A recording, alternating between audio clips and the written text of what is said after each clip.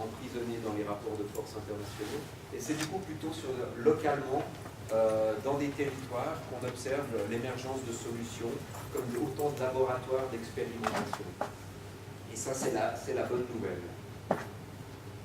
Je pense par exemple, j'avais comme exemple la taxe Tobin. La taxe Tobin, qui était une idée, et on ne sait toujours pas si elle est applicable et efficace, mais elle a le mérite d'avoir une certaine vision de domestication des excès des marchés financiers.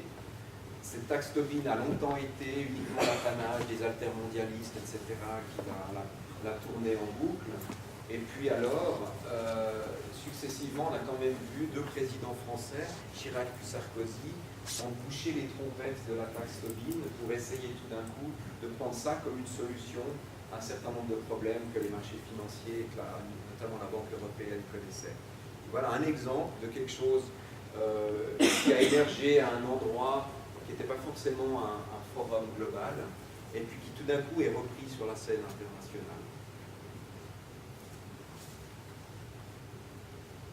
Et dans ces territoires-là, on expérimente plein de choses. Vous avez peut-être reconnu deux, trois logos sur ces slides. On a le copyleft face au copyright, donc les droits de propriété intellectuelle. Le copyright, c'est je délivre à la société mes secrets de fabrication contre une garantie d'exclusivité pour 20 ans. En tout cas, c'était 20 ans à l'époque où je m'intéressais aux questions de propriété intellectuelle, je ne suis pas allé voir ça. C'est ça, un brevet, par exemple.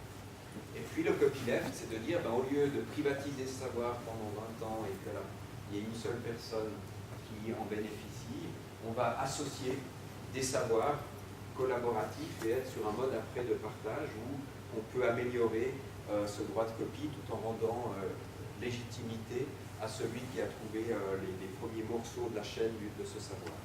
Les savoirs collaboratifs aussi émergent beaucoup. Cette image m'a beaucoup amusé pour le savoir collaboratif, mais c'était à part ça pour l'approche collaborative, mais elle ne se matérialise pas forcément uniquement chez les chiens pour avoir accès à la gamelle. C'est aussi Wikipédia et d'autres lieux de plateformes collaboratives où tout d'un coup des gens se mettent ensemble pour faire avancer un savoir commun, s'auto-corrigeant, etc.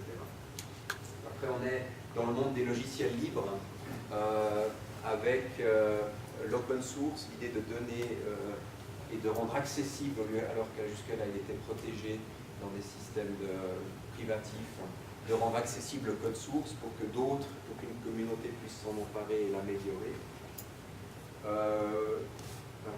Aussi, l'écologie industrielle, une autre manière d'appréhender finalement l'approche industrielle qui en général, quand elle essayait de s'améliorer par filière uniquement, on essaye d'être bon sur l'entrée ou sur la sortie des entrants ou des outputs.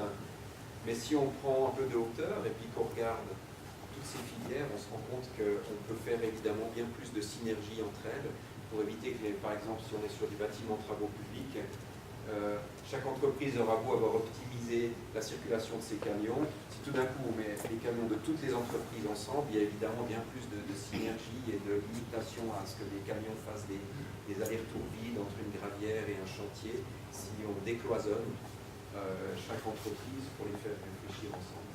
Voilà un exemple de ce qu'est l'écologie industrielle, qui est de nouveau une autre manière de se dire qu'au-delà de la logique entreprise par entreprise, une approche plus globale, plus transversale, peut amener des plus conséquents pour la collectivité, pour l'environnement, pour la société. Tout ça s'expérimente. Voilà ce que moi j'appelle des nouveaux territoires, des nouvelles expérimentations. Il y en a des encore relativement marginales, il y en a déjà des très bien établis, très bien documentés, très académiques, très enseignés dans les universités. J'en ai encore pris deux exemples qui me semblent intéressants, parce qu'ils sont du côté de l'argent. Quand les alternatives arrivent du côté de l'argent, en tant qu'économiste, pour moi, c'est un signal qu'on est sur peut-être des choses qui, de marginales, peuvent peut-être devenir plus mainstream, plus dominantes. Il y a le crowdfunding, peut-être que vous avez déjà entendu ce mot. Si je caricature, il y avait jusqu'à présent deux manières de trouver de l'argent quand on en avait besoin. On allait voir la banque. Là, c'est l'investisseur qui va bénéficier de l'argent des épargnants. C'est la banque qui fait l'intermédiaire.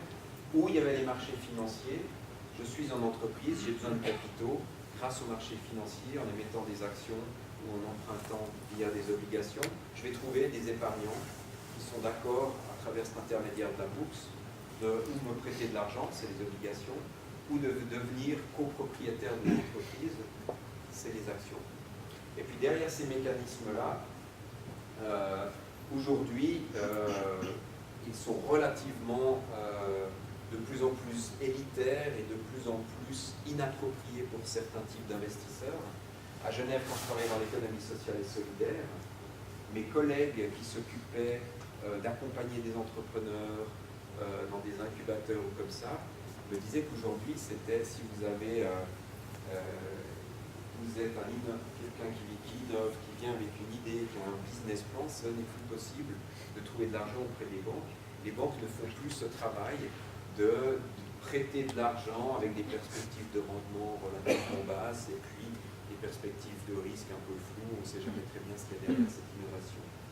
Et on se retrouve du coup à être sur des mécanismes financiers largement couverts par des garanties d'État, ce qui dans un monde d'économie de marché est un peu un paradoxe.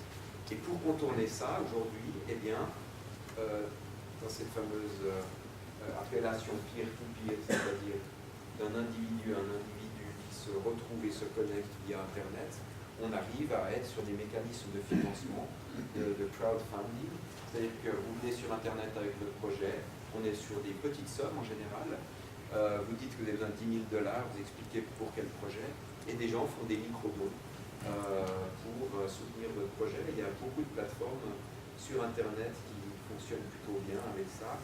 Donc voilà, là on est sur des choses qui frémissent, mais qui montrent que de nouveaux circuits d'allocation des ressources sont en train de se construire et de se tester. Et puis le Bitcoin, je ne sais pas si vous avez entendu parler de ça, donc c'est a priori une monnaie d'échange numérique, mais qui semble d'abord avoir été plutôt bien pensée par son fondateur, qui reste inconnu sous un pseudonyme. Ça date de 2009. Mais de plus, en ce moment, sa valeur ne cesse de monter à la bourse. Donc on est sur un mécanisme que peu de gens arrivent à expliquer rationnellement. Mais voilà, là on est sur une monnaie d'échange qui pour l'instant a le vent en poupe et qui est une particularité. En général, une monnaie est garantie par un État ou par une institution, tel le Fonds monétaire international. Ici, on est sur une monnaie citoyenne qui a été créée par des individus qui tournent sur le net. Et donc, les milliards, on commence à parler de millions, je crois qu'elle ira jusqu'à 21 milliards, une courbe ascendante qui a été prévue, ça s'arrêtera un jour, donc les choses sont assez bien préparées visiblement pour sa courbe de croissance. Mais on est sur une monnaie qui est de plus en plus présente et qui représente un volume d'échange qui échappe au marché traditionnel. Donc, voilà quelques terrains d'innovation qui sont pour moi un peu des réponses à une économie mondialisée, standardisée, et qui peinent par ailleurs à trouver des réponses aux problèmes aujourd'hui qui sont très très prenants et très urgents aussi. Et puis, vous m'en voudrez pas si je fais un petit détour par l'économie sociale et solidaire. Vous avez entendu que j'y ai travaillé et œuvré un certain temps pour essayer de construire ce réseau. L'économie sociale et solidaire, c'est des entreprises, des organisations à but non lucratif ou à lucrativité limitée. Donc des acteurs économiques dans une logique qui n'est pas celle du profit, mais plutôt de maximiser les aspects sociaux et les aspects environnementaux. C'est 10% des emplois, hein, c'est 9,6 en France, en Suisse on manque un peu de statistiques. Sur Genève, on avait fait une étude, on est arrivé à 10% des emplois. Donc qu'on soit à 9, qu'on soit à 8, qu'on soit à 11, globalement, c'est un emploi sur 10 qui est rattaché à l'économie sociale et solidaire. Donc c'est pas rien. On trouve dans tous les secteurs économiques des acteurs, à part bâtiments, travaux publics, pour l'instant, en tout tout cas sur la région